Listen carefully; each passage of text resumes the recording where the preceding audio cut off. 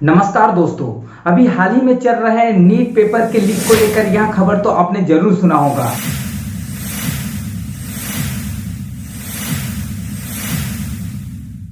यह paper leak कैसे हुआ, यह स्कैम है कि नहीं, इसके बारे में हम कुछ नहीं कहेंगे। यह सब साबित करने की जिम्मेदारी हमारे जांच एजेंसियों की है। हम अभी 2024 में पेपर लीक को लेकर एक नया कानून बनाया गया है। इस कानून के बारे में इस वीडियो पर कंप्लीट चर्चा करने वाले हैं। उससे पहले थोड़ा सा जान लेते हैं कि यह नीट पेपर क्या है, इसमें क्या चीज की पढ़ाई कराई जाती है। यहाँ राष्ट्रीय पात्रता व प्रवेश परीक्षा है, जिसमें पास होने के बाद आपको फार्मेसी, नर्सिंग, बायोटेक्नोलॉजी जैसे कॉलेजों में एडमिशन होने का मौका मिलता है। इस साल 2024 में रविवार 5 मई को देश भर में 4750 केंद्रों पर नीट की एग्जाम आयोजित की गई थी। इस परीक्षा में करीब 24 लाख स्टूडेंट शामिल हुए थे। इस एक एग्जाम को तैयारी करने के लिए सालों की मेहनत लगती है। इस बीच में स्टूडेंटों के ऊपर उसके माता पिता का पढ़ाई की वजह से गजब का प्रेशर होता है। इसमें उन सभी छात्रों को पूरे मेहनत और लगन से एग्जाम दिलाते हैं। अगर इतना सब कुछ होने के बाद अगर सुनने को मिलता है कि पेपर लीक हो चुका है, तो सोचो उस स्टूडेंट के मन में क्या बीती होगी, जिन्होंने पूरे साल मेहनत करके इस एग्जाम को दिलाया था। सारी उम्मीदें टूटते हुए नजर आती है। आजकल हमारे देश में पेपर लीक होना एक आम बात हो गई है।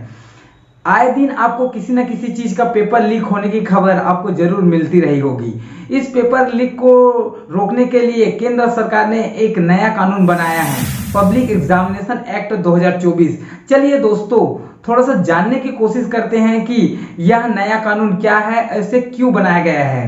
पिछले 7 सालों में हमारे देश के 15 राज्यों में कुल 70 पेपर लीक होने की पुष्टि की जा चुकी है, जिसमें 1.7 करोड़ स्टूडेंट प्रभावित हुए हैं। अगर हमारे देश में इसी तरीका से पेपर लीक होते रहा तो एग्जाम कंडक्ट कराने वाले संस्थाओं पर एक बड़ा सवाल खड़ा होता है। इतना ही नहीं दोस्तों, पेपर लीक सिर्फ बड़े भर्ती और उच्च शिक्षा परीक्षाओं का नहीं, बल्कि स्कूली परीक्षाओं पेपर लीक होने की खबर भी सुनने को मिलती है। बिहार में 2005 से लेकर के 2024 तक 6 बार पेपर लीक होने की खबर आई है।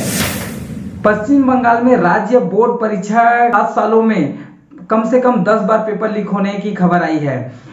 तमिलनाडु में 2022 में 10वीं और 12वीं दोनों की पेपर लीक हो गया था। गुजरात में पिछले 7 साल में पेपर लीक होने की 14 घटनाएं दर्ज की गई है। सोच सकते हो दोस्तों, ये हमारे देश में क्या चल रहा है। इस सभी समस्याओं को रोकने के लिए केंद्र सरकार ने एक नया कानून बनाया है, जिसे पब्लिक एग्जामिनेशन एक्ट 2024 के अनुसार इस कानून के लागू होने के बाद सार्वजनिक परीक्षा में अनुचित संसाधनों का इस्तेमाल करने पर 3 साल से लेकर के 5 साल तक की सजा और 10 लाख रुपए तक का जुर्माना रखा गया है। संगठित रूप से इस तरह के अपराध को अंजाम देने के लिए 1 करोड़ रुपए तक के का प्रावधान रखा गया है।